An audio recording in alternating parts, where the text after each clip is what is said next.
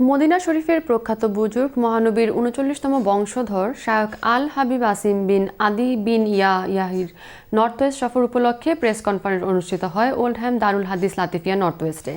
বিস্তারিত জানাচ্ছেন আমাদের নর্থ ইংল্যান্ডের বিশেষ প্রতিনিধি সৈয়দ সাদেক আহমেদ।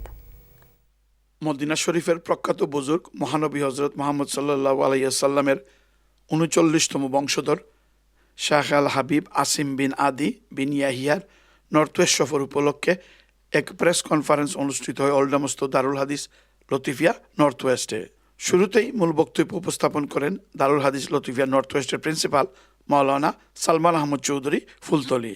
আঞ্জুমানে আল ইসলাম গ্রেটার ম্যানচেস্টারের জেনারেল সেক্রেটারি মাওলানা খায়রুল হুদা খানের উপস্থাপনায় প্রেস কনফারেন্সে আরও বক্তব্য রাখেন সংগঠনের vice president Maulana Farhul Hasan Rutba, Darul Hadith Latifia north ওয়েস্টের chairman Abdul Musabbir MBE, Oldham central মসজিদের চেয়ারম্যান আব্দুল করিম এবং ম্যানচেস্টার শাহজালাল মসজিদের চেয়ারম্যান আনসার উদ্দিন। প্রেস কনফারেন্সে জানানো হয়, সফরের অংশ হিসাবে শায়খ আল হাবিব আসিম আগামী ২রা ফেব্রুয়ারি সোমবার শবে বরাতের রাতে ম্যানচেস্টারের শাহজালাল মসজিদে বাদ ইশা এবং ৩রা ফেব্রুয়ারি মঙ্গলবার ওল্ডহ্যাম সেন্ট্রাল মসজিদে বাদ ইশা দুটি বৃহৎ মাহফিলে প্রধান বক্তা হিসাবে বক্তব্য রাখবেন।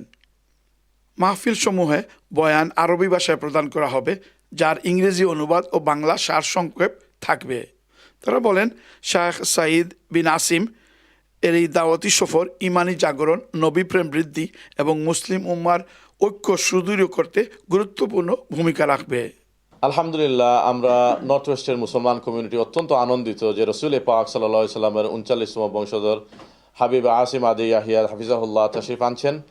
আমরা উদাত্তভাবে আহ্বান জানাচ্ছি আমাদের অত্র অঞ্চলের সকল মুসলিম ভাই আমাদের এই দুইটি মাহফিলে অংশগ্রহণ করবেন এবং সফল ও সার্থক করবেন। আপনাদের সর্বাত্মক সহযোগিতা কামনা করছি। যৌথভাবে এসব মাহফিলের আয়োজন করছেন আঞ্জুমানে আল ইসলাম ইউকে গ্রেটার ম্যানচেস্টার ডিভিশন, দারুল হাদিস লতিফিয়া নর্থ ওয়েস্ট, শাহজালাল মসজিদ ম্যানচেস্টার ও ওল্ডহ্যাম সেন্ট্রাল মসজিদ।